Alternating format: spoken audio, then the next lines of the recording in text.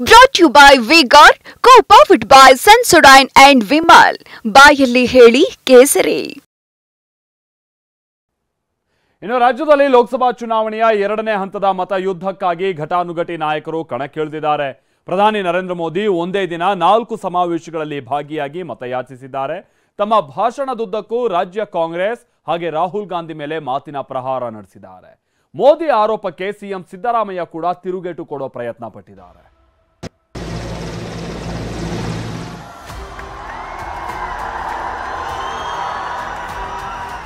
वो चुनाव अगर जीत गए तो पूरे देश का एक्सरे करेंगे.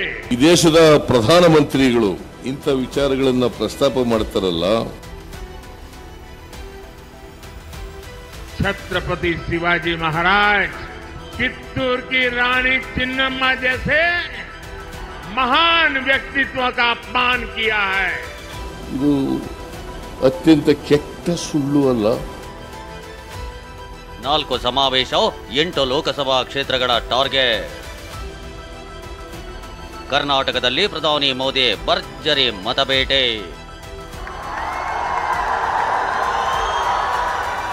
ಲೋಕಸಭಾ ಚುನಾವಣೆಯ ಎರಡನೇ ಹಂತದ ಮತಯುದ್ಧ ಕಣದಲ್ಲಿ ಮಾತಿನ ಬಾಣಗಳು ಮತ್ತಷ್ಟು ಬಿರುಸುಗೊಂಡಿವೆ. ಎರಡನೇ ಹಂತದ ಮತದಾನ ನಡೆಯಲಿರೋ 8 ಕ್ಷೇತ್ರಗಳನ್ನು ಟಾರ್ಗೆಟ್ ಮಾಡಿದ ಪ್ರಧಾನಿ ನರೇಂದ್ರ ಮೋದಿ ಬೆಳಗಾವಿ, ಶಿರಸಿ, ದಾವಣಗೆರೆ ಹಾಗೂ ಹೊಸಪೇಟೆಯಲ್ಲೇ ರ್ಯಾಲಿ ಮಾಡಿದ್ರು. ಒಂದೇ ಸಮಾವೇಶದಲ್ಲಿ 2 ಕ್ಷೇತ್ರಗಳ ಮತದಾರರನ್ನ ಉದ್ದೇಶಿಸಿ ಪ್ರಧಾನಿ ಮೋದಿ ಭಾಷಣ ಮಾಡಿದ್ರು. ಮಾತಿನುದ್ದಕ್ಕೂ ರಾಜ್ಯ ಕಾಂಗ್ರೆಸ್ ಸರ್ಕಾರ ರಾಹುಲ್ ಗಾಂಧಿ ವಿರುದ್ಧ ಸರಣಿ ವಾಗ್ದಾಳಿ ಮಾಡಿದ್ರು. ಹುಬ್ಬಳ್ಳಿ ವಿದ್ಯಾರ್ಥಿನಿ ನೇಹಾ ಹತ್ಯೆ, ಬೆಂಗಳೂರು ಕೆಫೆ ಬಾಂಬ್ ಸ್ಫೋಟ, ಪಿತ್ರಾರ್ಜಿತ ಆಸ್ತಿ ತೆರಿಗೆಯೇ ಪ್ರಧಾನಿ ಮೋದಿ ಭಾಷಣದ ಮೈನ್ ಹೈಲೈಟ್ಸ್ ಆಗಿತ್ತು.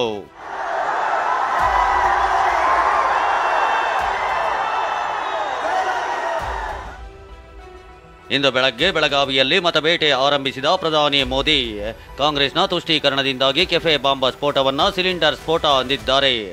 ಕಾಂಗ್ರೆಸ್ ಅಧಿಕಾರಕ್ಕೆ ಬಂದ್ರೆ ನಿಮ್ಮ ಮಾಂಗಲ್ಯ ಸರವನ್ನು ಹುಡುಕಿಕೊಂಡು ಬರ್ತಾರೆ ಅಂತ ವಾಗ್ದಾಳಿ ಮಾಡಿದ್ದಾರೆ. ಮೋದಿಯ ಈ ಮಾತಿಗೆ ತಿರುಗೇಟು ಕೊಟ್ಟ ಸಿದ್ದರಾಮಯ್ಯ ಪ್ರಧಾನಿ ನರೇಂದ್ರ ಮೋದಿ ಸುಳ್ಳು ಹೇಳ್ತಿದ್ದಾರೆ, ಪ್ರಧಾನಿ ಎಲ್ಲೆಡೆ ಕೋಮುವಾದ ಪ್ರಸ್ತಾಪಿಸುತ್ತಿದ್ದಾರೆ, ಮುಸ್ಲಿಂ ಬಳೆ ದಾಳಿ ವಿಚಾರ ಮಾತ್ರ ಹೇಳ್ತಾರೆ ಅಂತ ಹೇಳಿದ್ರು. कि वो चुनाव अगर जीत गए तो पूरे देश का एक्सरे करेंगे. आपकी प्रॉपर्टी का एक्सरे किया जाएगा, बैंक के लॉकर का एक्सरे किया जाएगा, आपकी जमीन कितनी है एक्सरे होगा, आपके पास गाड़ी कितनी है, स्कूटर कितने हैं, साइकिल कितनी है, इसका एक्सरे होगा. महिलाओं के पास स्त्री धन कितना है, गहने कितने हैं, सोना कितना है, मंगलसूत्र कहां पड़ा है, इसका एक्सरे किया जाएगा. ಈ ದೇಶದ ಪ್ರಧಾನಮಂತ್ರಿಗಳು ಕೋಮುವಾದದ ಸಿದ್ಧಾಂತವನ್ನ ಎಲ್ಲ ಕಡೆ ಪ್ರಸ್ತಾಪ ಮಾಡ್ತಾ ಇರ್ತಕ್ಕಂಥದ್ದು. ಕೋಮುವಾದದ ಸಿದ್ಧಾಂತವನ್ನು ಎಲ್ಲ ಕಡೆ ಪ್ರಸ್ತಾಪ ಮಾಡ್ತಕ್ಕಂಥದ್ದು. ಮುಸಲ್ಮಾನರು ತಾಳಿ ಬಳೆ ಇಂಥ ವಿಚಾರಗಳನ್ನ ಪ್ರಸ್ತಾಪ ಮಾಡ್ತಾರಲ್ಲ,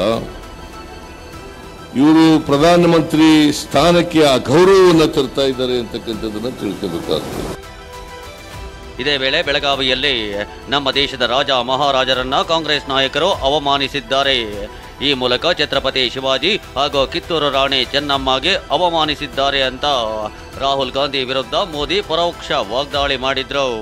ಇದಕ್ಕೆ ಪ್ರತಿಕ್ರಿಯೆ ಕೊಟ್ಟ ಸಿಎಂ ಸಿದ್ದರಾಮಯ್ಯ ಪ್ರಧಾನಿಯಾಗಿ ಇಂತಹ ಸುಳ್ಳು ಹೇಳೋದು ಶೋಭೆ ತರೋದಿಲ್ಲ ಅಂದಿದ್ದಾರೆ. कांग्रेस के शाहजादे ने छत्रपति शिवाजी महाराज, चित्तूर की रानी चिन्नम्मा जैसे महान व्यक्तित्व का अपमान किया है. ಶಿವಾಜಿ ಮಹಾರಾಜರಿಗೆ, ಕಿತ್ತೂರು ರಾಣಿ ಚೆನ್ನಮ್ಮನಿಗೆ ಕಾಂಗ್ರೆಸ್ನವರು ಅವಮಾನ ಮಾಡಿದ್ರು. ಇದು ಅತ್ಯಂತ ಕೆಟ್ಟ ಸುಳ್ಳು ಅಲ್ಲ. ನಾವು ಶಿವಾಜಿ ಮಹಾರಾಜರಿಗೆ ಯಾವಾಗ ಅವಮಾನ ಮಾಡಿದ್ದೀವಿ?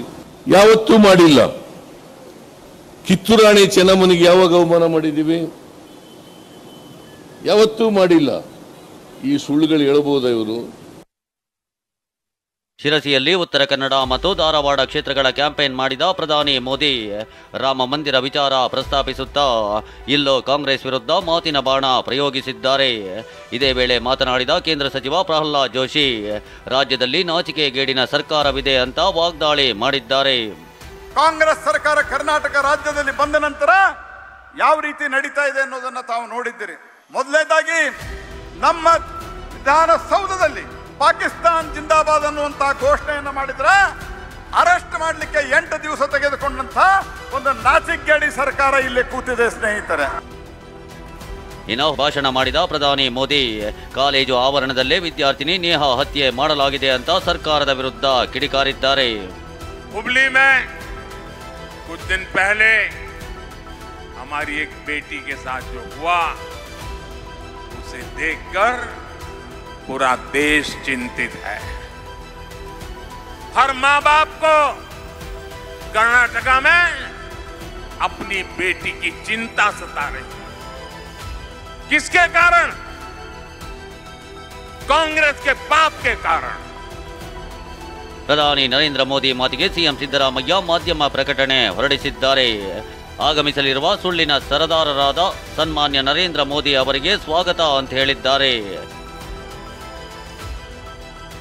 ರಾಜ್ಯಕ್ಕೆ ಪ್ರಧಾನಿ ಮೋದಿ ಆಗಮನದ ಬಗ್ಗೆ ಗೃಹ ಸಚಿವ ಡಾಕ್ಟರ್ ಜಿ ಪರಮೇಶ್ವರ್ ಮೋದಿ ಪದೇ ಪದೇ ರಾಜ್ಯಕ್ಕೆ ಬರ್ತಿರೋದನ್ನ ನೋಡಿದ್ರೆ ಬಿಜೆಪಿ ವೀಕ್ ಆಗಿದೆ ಅನ್ಸುತ್ತೆ ಅಂತ ಕಾಲೆಳೆದಿದ್ದಾರೆ.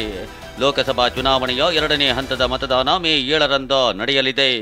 ಹೀಗಾಗಿ ಉಳಿದಿರೋ 1 ವಾರದಲ್ಲಿ ಮತದಾರರನ್ನ ತಮ್ಮತ್ತ ಸೆಳೆಯಲು ಬಿಜೆಪಿ ಕಾಂಗ್ರೆಸ್ ಭಾರೀ ಕಸರತ್ತು ನಡೆಸುತ್ತಿವೆ. Bureau report TV9. Brought to you by V-Guard, co-powered by Sensodyne and Vimal. ಬಾಯಲ್ಲಿ ಹೇಳಿ ಕೇಸರಿ.